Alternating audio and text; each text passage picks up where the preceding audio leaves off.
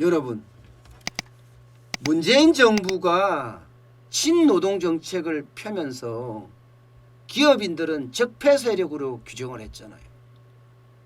지금 그 친노동 정책의 속도가 또 빨라지고 있어요. 또 빨라지고 있어요. 해고자, 실업자도 지금 노조 가입에 가능하다. 노조 가입을 할 수 있다고 합니다. 그렇게 고용노동부가 바꾸고 있어요. 고용노동부가. 야, 이거 속 터질 일이지. 여러분 생각을 해보세요. 정당하게 해고된 사람이 다시 그 회사 노조에 노조원으로 가입한다고 가정을 해보세요. 그러면 어떻게 될까요? 그 사람이 어떻게 할까요, 여러분? 그 뻔한 이야기입니다. 예. 해고된 근로자가 그 회사, 해당 회사 노조에 가입해서 할 일은 한풀이 하겠죠. 한풀이. 실업자가 노조에 가입하면요, 이게 굉장히 커지는 문제가 생깁니다.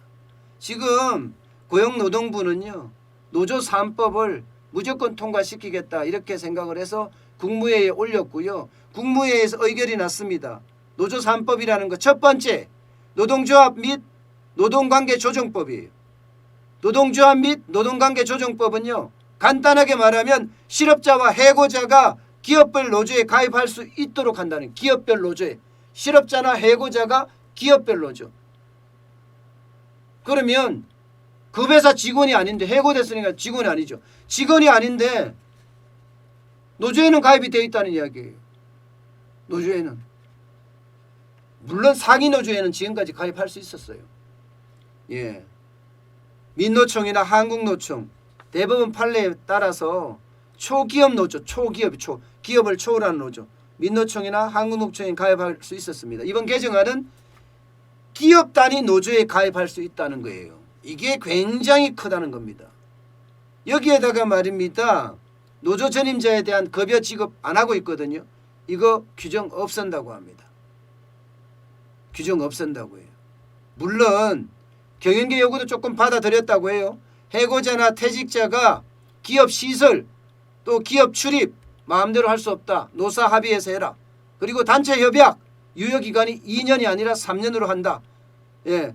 그리고 사업장 내에 생산시설이나 주요 업무시설을 쟁의행위로 장악하지 못한다. 점거하지 못한다. 이거는 이제 노조가 굉장히 또 반발하고 있는 쪽에 하나예요. 노동법 개혁이다 이렇게. 어쨌든 지금 가장 핵심이 노조 3법 중에 1법이라고 제가 이름 지은 거예요. 1법에서 이렇게 해고자나 실업자가 노조 가입을 할 수 있다니 참 기가 찰 노릇이죠. 기가 찰 노릇. 기업 입장에서 보면 야, 이게 내가 이 나라에서 기업을 해야 되나 하는 생각을 들게 할 정도로 아주 강력한 거예요. 아주 강력한 거. 노조 2법.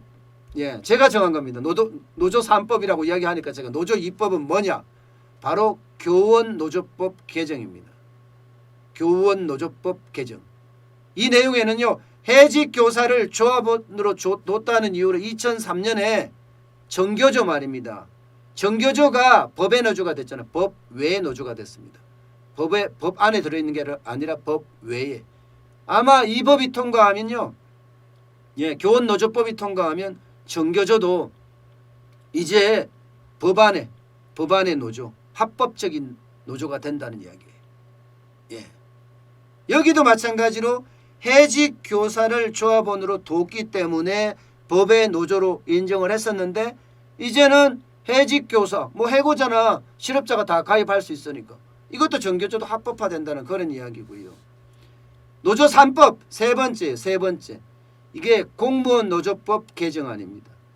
공무원 노조법 개정안은요, 지금까지는 6급 이하의 직원들만 노조에 가입할 수 있었는데 앞으로는 고위직 공무원도 노조에 가입할 수 있게 됐다. 이런 이야기입니다.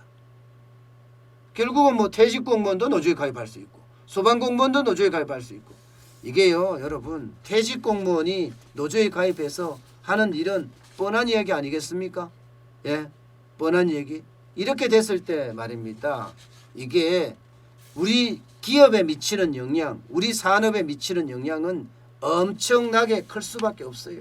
그러니까 경제단체들이 너도 나도 나와서 이렇게 하는 것은 아니다. 우리 보러 떠나라는 얘기냐 이런 말까지 나오는 겁니다. 결국은 이 입법이 되고 나면 결국은 기업들은 점점 진짜 적폐 세력으로 낙인이 찍혀서 이제는 옴짝달싹 못하는 노조 천국이 되지 않을까 그런 생각까지 듭니다. 문재인 대통령이 3주년 특별 담화 때 뭐라고 얘기했습니다. 리쇼링이라고 했어요. 리쇼링. 국내 기업의 해외 공장을 국내로 유턴시키겠다 이야기했어요. 누가 하겠어요? 누가 여러분.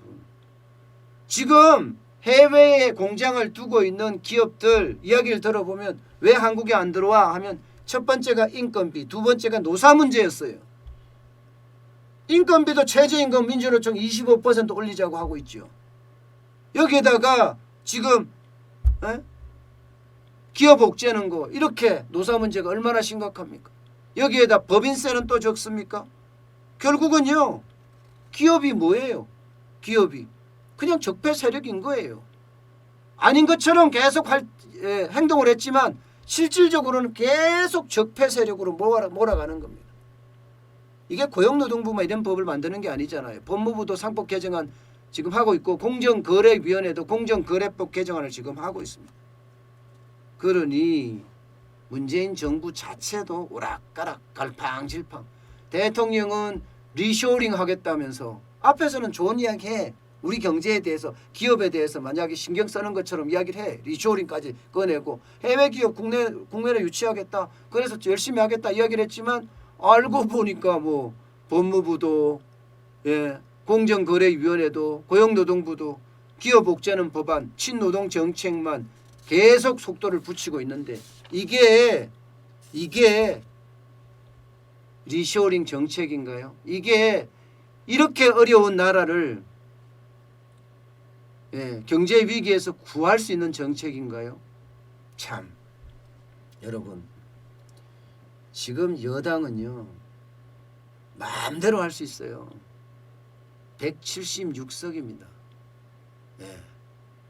국회의원 300명 중에 151명이 과반인데 그것도 훨씬 넘어요.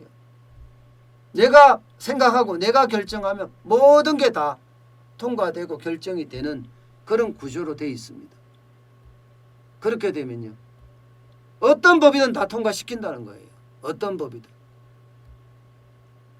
이런 상태에서 우리나라가 지금 어떻게 될까요? 저는 우리나라의 경쟁력은 기업인데 기업이 이렇게 죽게 되면 과연 우리나라 국가 경쟁력은 얼마나 살아날지 참 두렵기만 합니다.